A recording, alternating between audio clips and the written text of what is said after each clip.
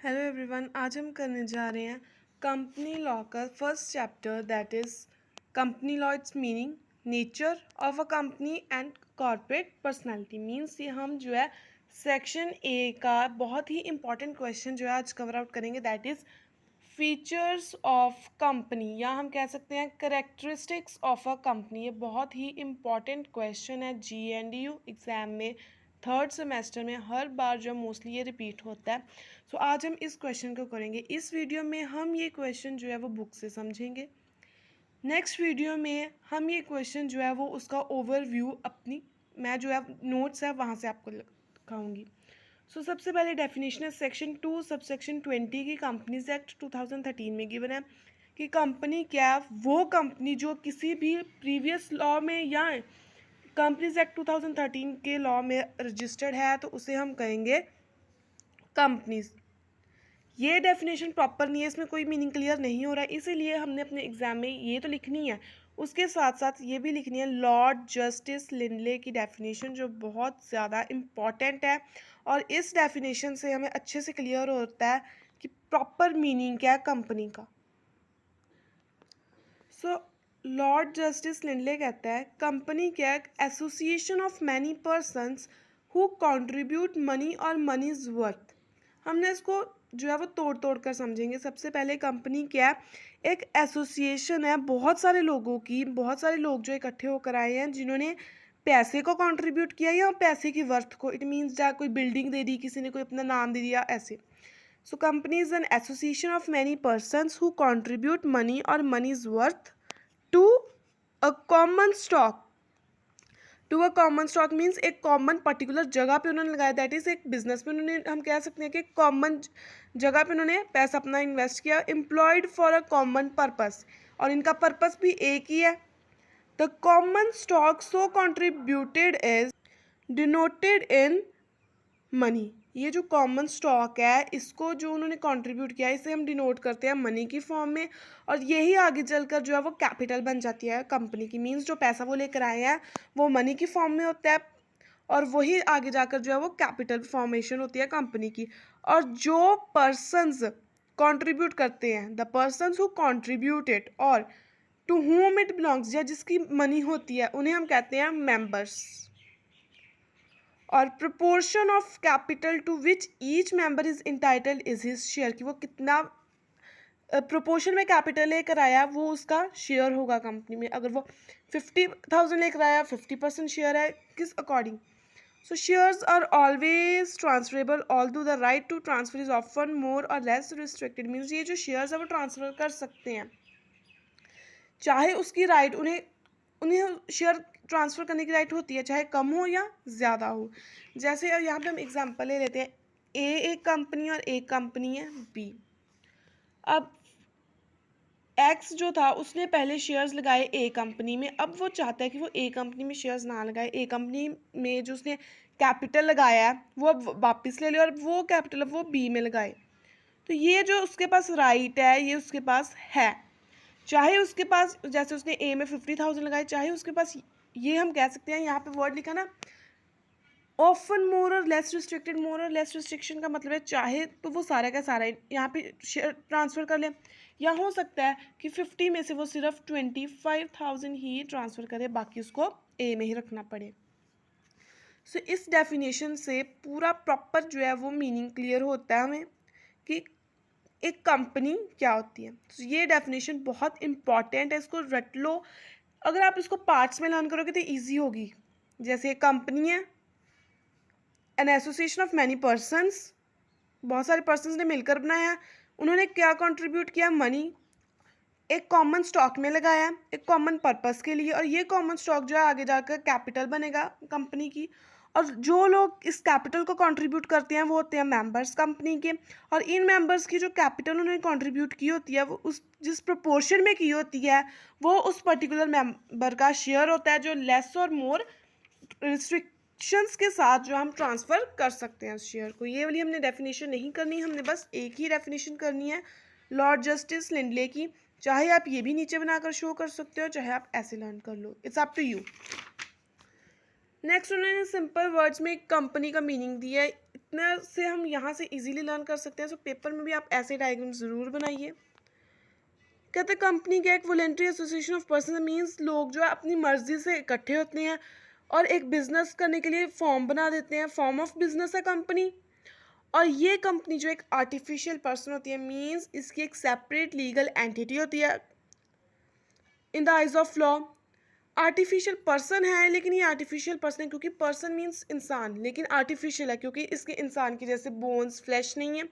सो इसलिए ये artificial person है। इसका एक अलग से नाम होगा, मेंबर्स का नाम अलग से होगा और कंपनी का नाम अलग से। अगर मेंबर्स ने कुछ गलत किया वो मेंबर्स को लायबल है, मेंबर उस चीज़ के लिए लायबल है, लेकिन अगर कंपनी ने कुछ गलत किया तो वो कंपनी उस चीज़ के लिए लायबल होगी। एक्सेप्शंस हैं जैसे corporate of lifting up well है, बट सिंपल मीनिंग ये है इसका कि कंपनी एक आर्टिफिशियल पर्सन है जो लॉ ने बनाई, क्रिएट किया, और लॉ ही इसको जो है वो ख़त्म कर सकती है। इसकी एक सेपरेट लीगल एंटिटी है, इसके पास परपेचुअल सक्सेशन भी होता है और एक कॉमन सील होती है कि जैसे सिग्नेचर नहीं ना इंसान की तरह कर सकती है, इसलिए इसके पास एक कॉमन सील होती है।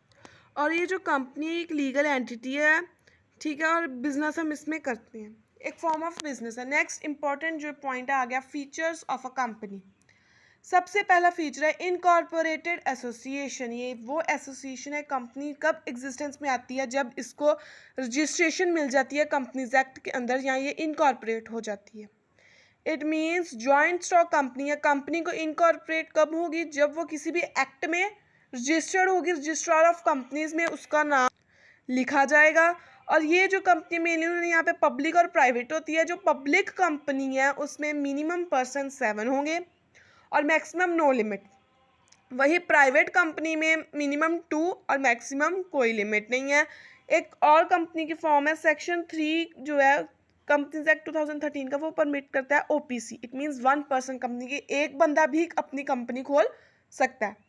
जैसे पब्लिक में चाहिए हमें 7, प्राइवेट में 2, 1 पर्सन कंपनी में एक बंदा भी कंपनी खोल सकता है। नेक्स्ट आता है सेपरेट लीगल एंटिटी। अभी सेपरेट लीगल एंटिटी का ये बहुत ही जो इम्पोर्टेंट केस है, salmon versus salmon and company limited. So separate legal entity means कि एक बार जब कंपनी जो है वो इनकॉर्पोरेट होगी तो इट मीन्स वो सेपरेट है, इंडिपेंडेंट है। जो उसके इंडिविजुअल पर्सनस हैं, जो उसके मेंबर्स हैं, वो अलग हैं और कंपनी अलग है। कंपनी के जो मेंबर्स हैं वो अपने खुद के नाम पर कंपनी के कोई भी चीज़ की इंश्योरेंस नहीं करवा सकते, कोई चीज़ नहीं खरीद सकते, कंपनी खुद चीज़ खरीदेगी। सो कंपनी जो है has the right to own property, right to transfer the property. No member can claim any ownership rights. कोई मेंबर जो है ये नहीं कह सकता कि ये एसेट मैंने खरीदा, इसमें मेरा अधिकार है। नो, वो कंपनी का है। ठीक है जी। और कंपनी को ही हम जो है वो स्यू कर सकते हैं, कंपनी पे ही केस फाइल कर सकते हैं, कंपनी ही केस फाइल कर सकती है। और एक इम्पॉर्टेंट पॉइंट, कंपनी अपने मेंबर्स के अगेंस्ट भी केस फाइल कर सकती है। आउटसाइडर्स के खिलाफ तो वो करेगी अगर ज़रूरत पड़ी, लेकिन वो अपने मेंबर्स के खिलाफ भी केस फाइल कर सकती है। सो ये नीचे गिवन है salmon versus salmon and company limited का केस है। इस केस में क्या होता है कि सैलमन का एक बूट बिजनेस होता है और वो अपना बिजनेस जो है कंपनी होती है salmon and salmon company limited उसको बेच देता है। Means salmon and company limited है जो जिसका बूट का बिजनेस है और इसमें 7 मेंबर्स है। इट मीन्स ये पब्लिक कंपनी हो गई क्योंकि इसमें 7 मेंबर्स हैं। अगर तो 7 मिनिमम है तो ये पब्लिक, अदरवाइज उसने वैसे ही 7 रखे हैं तो ये प्राइवेट भी हो सकती है, क्योंकि हो सकता है इसने मिनिमम 2 रखे हैं और प्राइवेट में हमने कहा ना कि मैक्सिमम 200 है। सो इसके बीच में उसने 7 मेंबर्स रख लिए हों। सो ये हमें कोई इन्फॉर्मेशन नहीं गिवन, सिंपली यह है कि Salomon and company limited. So next आ गया कि उसमें 7 मेंबर्स से कौन कौन से, उसकी wife, daughter, 4 sons who took 1 share each, उनके पास एक एक शेयर थे। और बाकी जो सैलमन हिमसेल्फ उसके पास थे 20,000 शेयर्स और उसने जो है वो परचेज कंसिडरेशन यूके पाउंड्स में उसकी थी 39,000। और ये 39,000 उसने कैसे जो है वो किए हुए थे, डिस्चार्ज कैसे होते, 9,000 यूके पाउंड्स उसको कैश में मिल गए।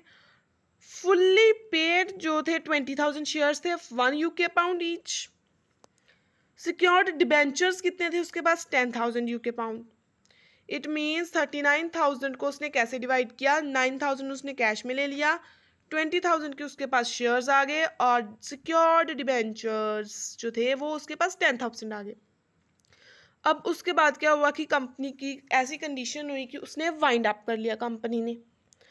अब सारी पेमेंट्स करने के बाद मॉर्टगेज डेट की, इंटरेस्ट की, उनके पास बच गए 1055 यूके पाउंड सिर्फ, जबकि उनकी लाइबिलिटीज कितनी थी 17,773 यूके पाउंड्स थे, जिसमें से 10,000 यूके पाउंड सिक्योर्ड डिबेंचर्स थे जो सैलमन के पास थे और अनसिक्योर्ड क्रेडिटर्स के पास थे 7,773।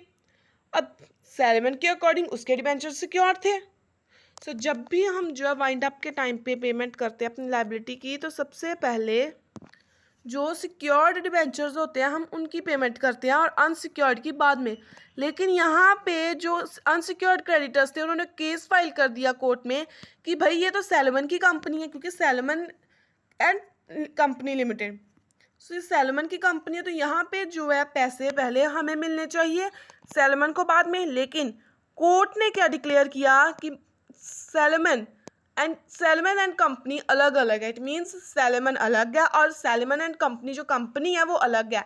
सो यहाँ पे कोर्ट ने ये कहा कि यहाँ पे separate legal entity, it means company और कंपनी का मेंबर डिस्टिंक्ट है। ये पॉइंट्स डिसाइड हुए कि जो कंपनी है वो एक लीगल एंटिटी होती है और सेपरेट है अपने इंडिविजुअल्स के साथ। सो यहाँ पे हमने सिंपल देखना है कि वो सिक्योर्ड डिबेंचर्स हैं या अनसिक्योर्ड, किसके हैं वो कंपनी को कोई मतलब नहीं है, क्योंकि कंपनी जो है किसी एक पर्टिकुलर बंदे की नहीं है, वो कंपनी अलग है, इंडिपेंडेंट है।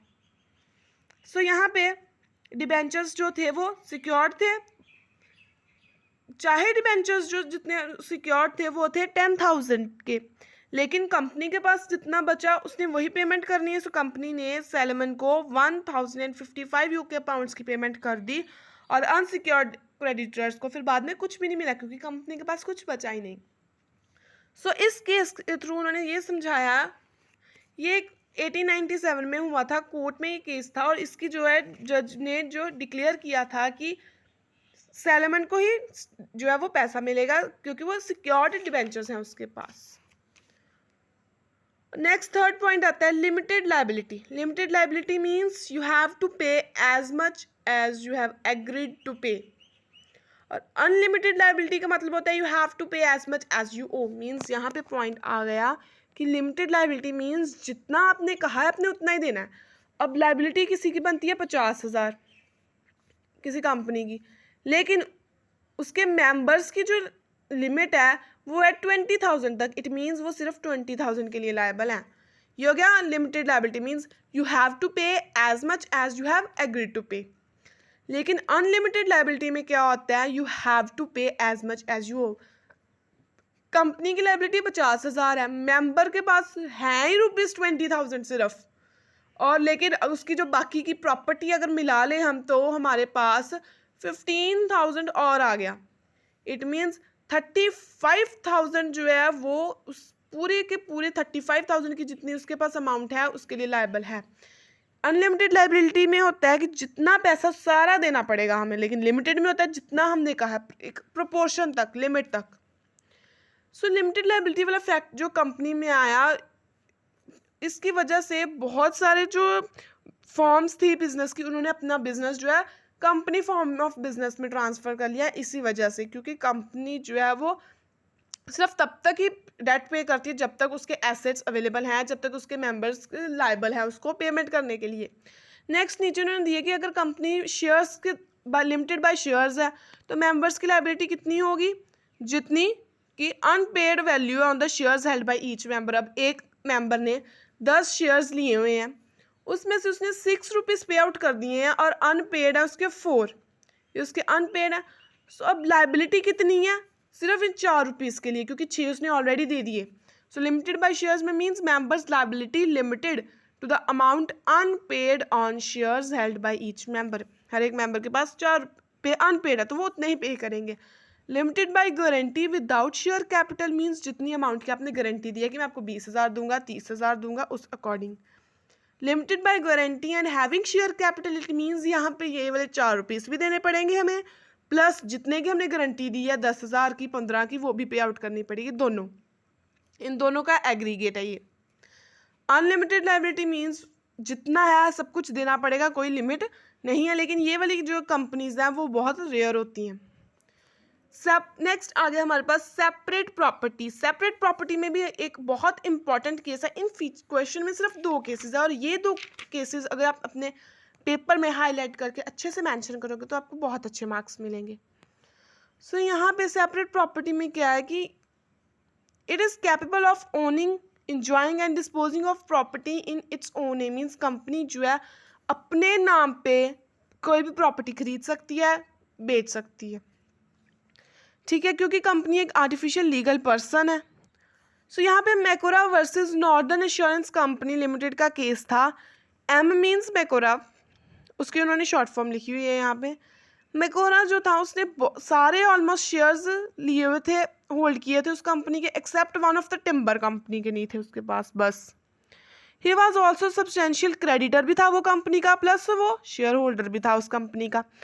उसने क्या किया कि इंश्योरेंस कंपनी के पास गया और कंपनी के टिम्बर को जो उसने इंश्योर करवाया, लेकिन वो करवाया उसने इंश्योर अपने नाम पे।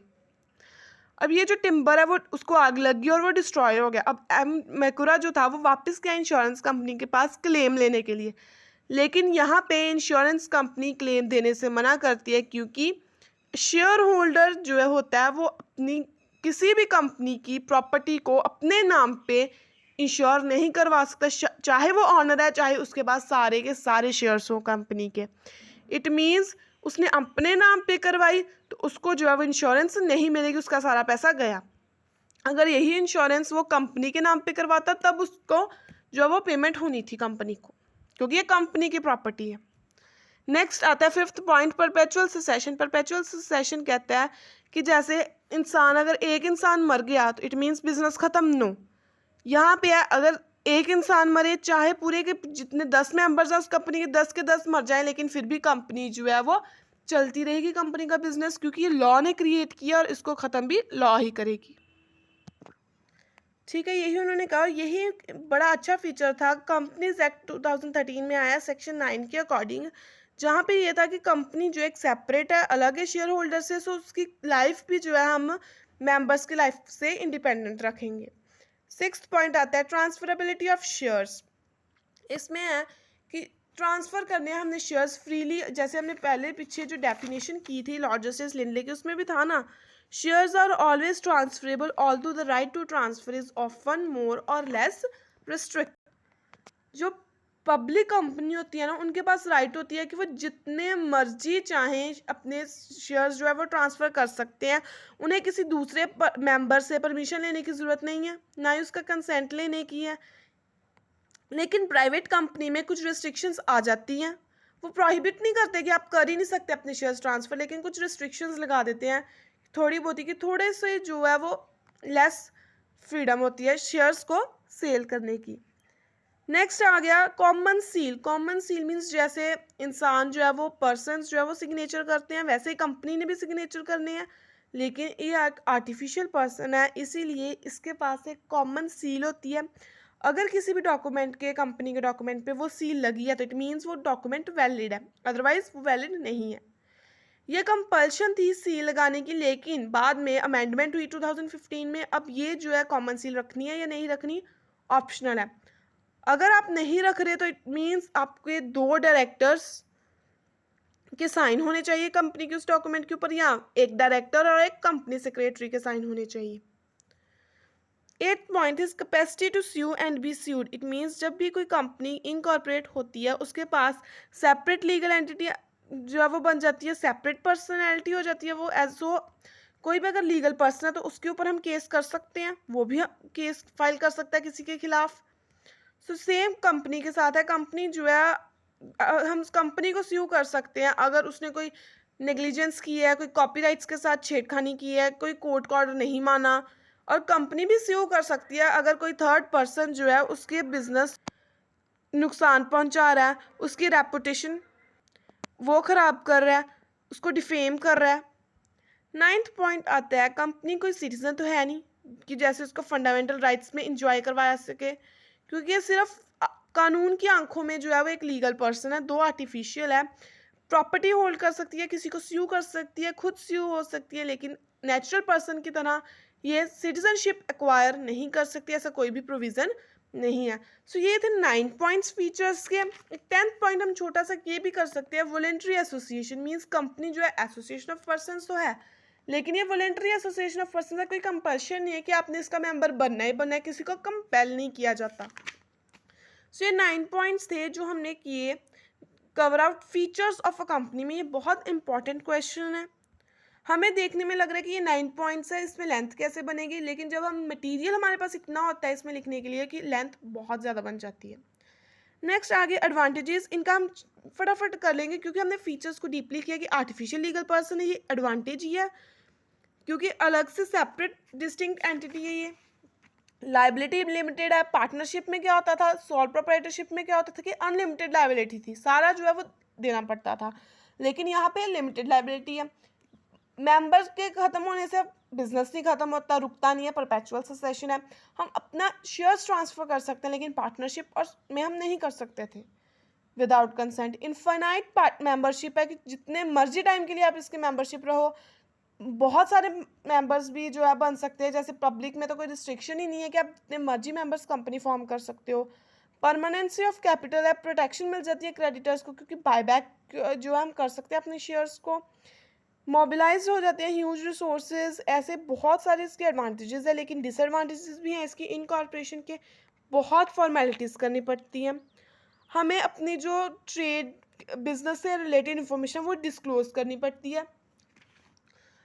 ऑनरशिप का कंट्रोल जो है वो डाइवोर्स का यहाँ पे उन्होंने पॉइंट लिखा है, divorce of control from ownership की। जैसे पार्टनरशिप में क्या था, पूरा का पूरा कंट्रोल किस में हाथ में था, पार्टनर्स के हाथ में, लेकिन यहाँ पे कंपनी एक इंडिपेंडेंट पर्सनैलिटी है, सो कंपनी का कंट्रोल कंपनी के हाथ में रहेगा। प्राइवेसी पूरी लीक हो जाती है क्योंकि हमें रजिस्ट्रार्स ऑफिस में अपने पूरे डॉक्यूमेंट्स रखने होते हैं, पब्लिक के लिए हम अपने डॉक्यूमेंट्स जो है हमें शो करने पड़ते हैं, बहुत सारा वाइंडिंग अप टाइम भी प्रोसीजर है। बड़े थोड़े लोगों के हाथ में बिजनेस का कंट्रोल रहता है, टैक्स बहुत ज़्यादा है और फ्रॉड की पॉसिबिलिटी तो बहुत ज़्यादा है क्योंकि कंपनी जो है थोड़े लोग कंट्रोल कर रहे हैं। प्लस यहाँ पे है कि अगर कोई भी फ्रॉड हुआ है तो वो पर्सन्स लायबल नहीं होंगे, कंपनी लायबल होगी क्योंकि कंपनी अलग है। सो यहाँ पे इस वजह से भी बहुत सारे फ्रॉड्स कमिट होते हैं, लेकिन इस पॉइंट की एक्सेप्शंस है। Next question, lifting the corporate veil. Lifting the corporate veil, ये उसकी एक्सेप्शंस गिवन है। नेक्स्ट ये हम जो है अगली वीडियो में कवर आउट करेंगे। आई होप आपको आज का ये टॉपिक समझ आया हो। कंपनी जिसमें हमने इसके फीचर्स कवर आउट किए, बहुत ही इंपॉर्टेंट टॉपिक है। सो ऐसी वीडियोस देखने के लिए चैनल को सब्सक्राइब कीजिए, कमेंट करके ज़रूर बताना वीडियो कैसी लगी और शेयर और लाइक ज़रूर करना। Thank you.